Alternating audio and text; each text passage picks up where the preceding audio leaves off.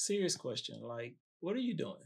Yeah, you say you want to do XYZ. You say you want to go to the moon. You want to go to the stars. You want to have the freedom that you so dream about. But what are you doing about it? Are you preparing? Are you writing a plan? Are you putting pieces together to make that dream a reality? Or are you just talking about it? What are you afraid of? Are you waiting on things to become crystal clear and line up so that you can feel comfortable in this decision? Building an empire does not happen overnight. Sure, there are a number of situations and stories we can think of billionaires who built the empire. And we know because we got cameras and microphones and this thing called the internet where we can go back and look at all type of footage of their story and their journey. But what we don't know is the dark nights. What we don't know is the sleepless moments of agony when all things are falling apart and the finances aren't lining up and the person you thought was going to be with you left and the family member passed, right? We don't know the bankruptcy stories. We don't know the deep moments of depression and anguish in dealing with life that came to some of these people, but we do know that they made it where they were going. I'm on my track right now, right? I'm on my journey, and it's not easy. I am blessed, but it is not easy.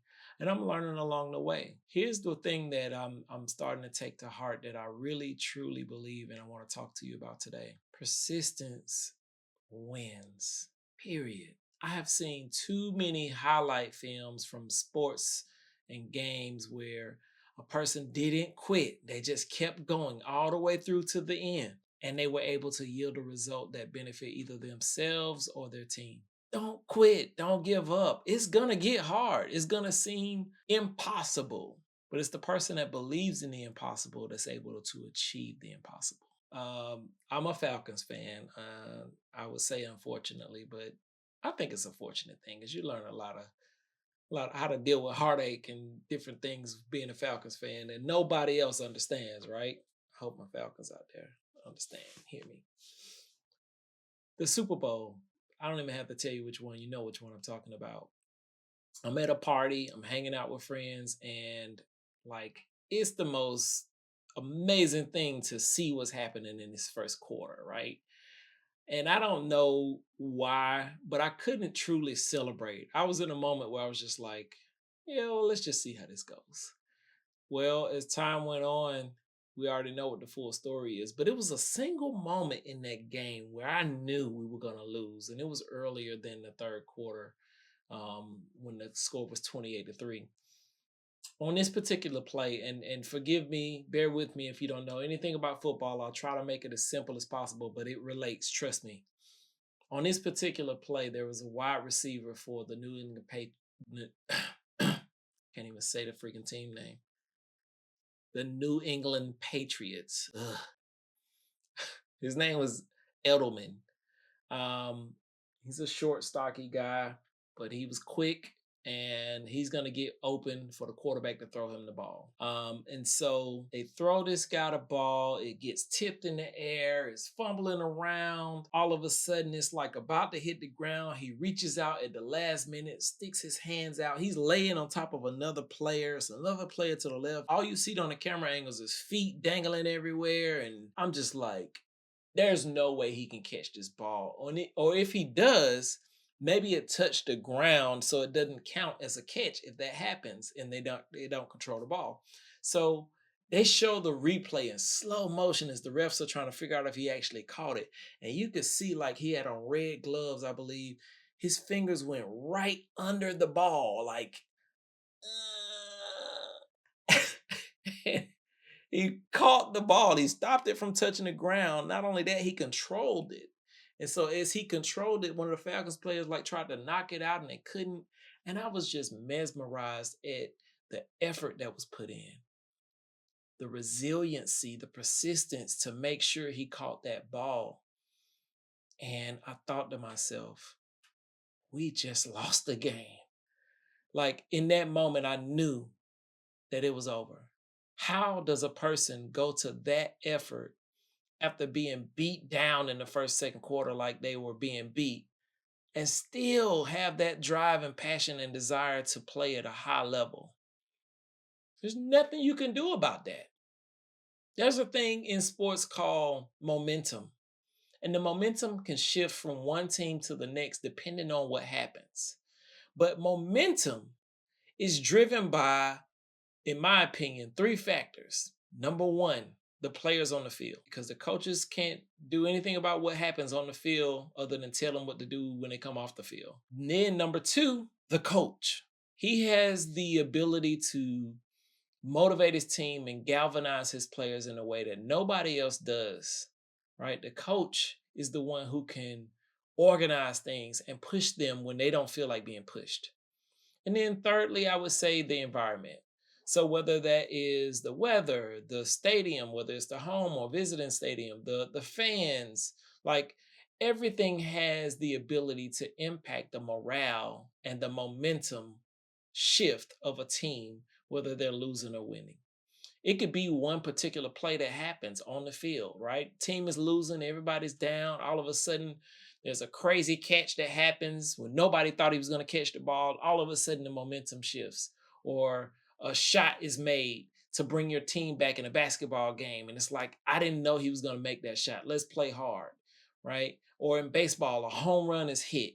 There are a number of different things that can happen in the game that will change the momentum of the individual or the team. So why can't that be you and your business? What momentum shift are you going to have with your business in 2024 going into 2025? Don't wait for the new year clock to start ringing in to begin the process of developing what you think you might want to do in that moment. You should have started yesterday. But since that is gone and forgotten about, now is the time.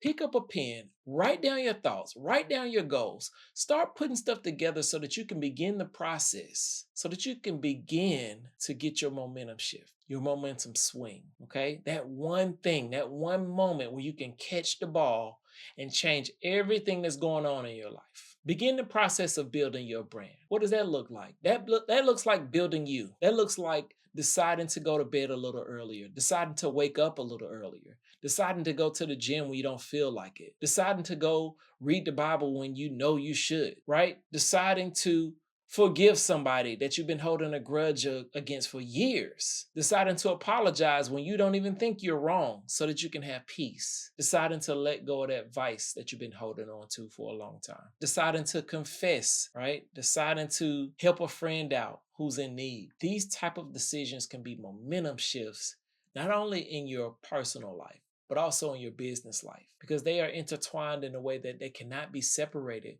And the problem is people try to separate them as if you're one person over here and you're a different person over there. No, it's the same individual. What you're doing is trying to split your personality and live a double life. It's the only way to say it. Oh, well, this is my corporate job. I have to be a certain way here. Okay, I understand that. I understand that feeling. I understand that thought. What that tells me is you don't like the person that you are outside of your corporate office, and you don't feel like that person will be accepted in this corporate space. So there's your problem. You got to do the work on this personal life to make sure that it matches up so that when you're in this corporate space, you don't have to put on a front. You can be exactly who you are and people will accept it. If they're unwilling to accept it, you're either in the wrong space or you haven't done the work necessary to be the best version of yourself. Don't get too caught up in the semantics of what I'm saying. I don't even know if that's the right word. It sounds right. Get caught up in fulfilling your purpose. Get caught up in stopping the process of making excuses and facing the person on the other side of that mirror and making him or her decide today to at least give a try, to at least put in some effort and see what you can get from the other end of that. Don't be afraid to fail. Don't be afraid to lose it all. There's no risk, there's no reward. There's no investment, there's no profit. That's just how it works. You have to invest something. You have to plant a seed in order to get a harvest. If you don't, then you won't. It's just that simple. I cannot consciously think that I can plant a watermelon seed and end up with a apple orchard. Orchard. Is it or? We'll figure that out. That doesn't make any sense. It's not logical. It's actually insane. It's the same thing in your own life. If you're sitting back saying, I hate my job and I can't stand my boss, or man, I really want to grow my business, or I want to get $1 million, or I want to sell my book and become a best time New York seller, whatever they call it. I don't even know what it's called. You can't say that you want these things and you're not doing anything about it, because guess what that means? That means you don't really want it. When people make a decision to do something, they do it. And what that means is if you're not doing it, you haven't made the decision to do it. You're just talking about it. You're looking for somebody to motivate you to do the thing that you say you want to do. Stop looking for that. Use this as your moment to make the decision to begin the process. I'm not expecting you to build a wall of China by next week. I'm expecting you to write down the fact that you want to build the wall of China with a realistic time frame. And what does realistic mean? I'm going to do this no matter how much it takes. I'm going to keep doing this no matter how long it takes. That's realistic. Anyhow, I'm signing off for this thing because I got other things I need to be focused on and planning for 2025. Peace.